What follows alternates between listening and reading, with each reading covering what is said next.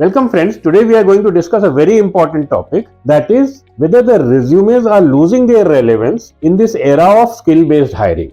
And if yes, then what are the new evaluation techniques that the hirers or recruiters are now using in order to assess candidates in this new trend of skill-based hiring that we are seeing in the market?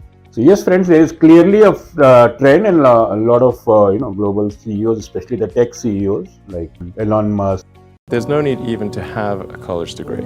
Apple, Tim Cook, everybody seems to be emphasizing that what is important for them is skills, and they don't care too much about the college or the streams of education that they may have acquired. So, and that trend has some merits also and seems to have caught on, especially in the technology industry. Traditionally, resumes were used as an evaluation technique or evaluation tool because there was so much emphasis on college degrees, years of experience, stability in jobs, or branded or large companies that you may have worked for used to carry a lot of weightage in the hiring cycle or hiring process. But increasingly, the weightage of these aspects, I'm not saying these things are totally gone, the weightage of these aspects have gone down quite a bit, and emphasis or weightage on the skills that you bring to the table has really increased disproportionately. Oftentimes more than 50% weightage is being given whether you have or don't have the skills that are readily required for the job, or that sets you off for the job in question.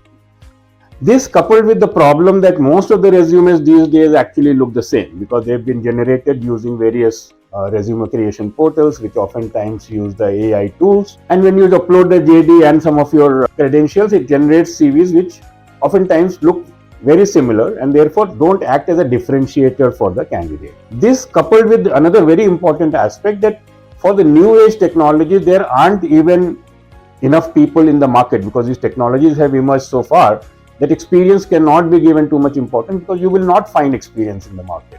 And therefore what is important is that there may be obviously career switches that people may be making to these new domains, and therefore they don't have experience, but they need to be assessed whether they have the skills. And there is a demand supply gap, so this gap can be bridged only if there are career switches as well.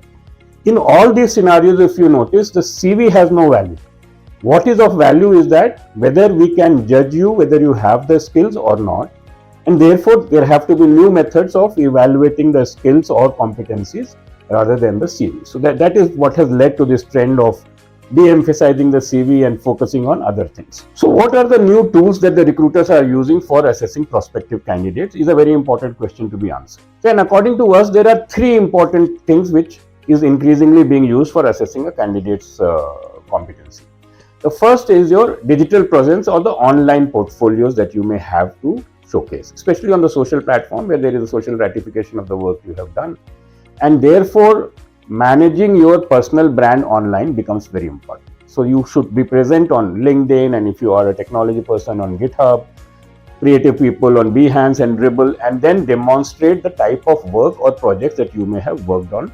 It plays in your favor because it is being looked into in your evaluation process. Number two is your overall readiness for skill assessment and competencies in giving online tests or any kind of tests which are administered to assess your skill. You cannot shy away from that even if you are a middle level manager in today's day and age. So be prepared that skill based assessments will be given, and that is carrying a lot more weightage than what you may have written in your resume. The third important point is your overall virtual presence. So because the nature of work has changed, more and more work is getting done in a virtual environment. Oftentimes there are remote workers involved.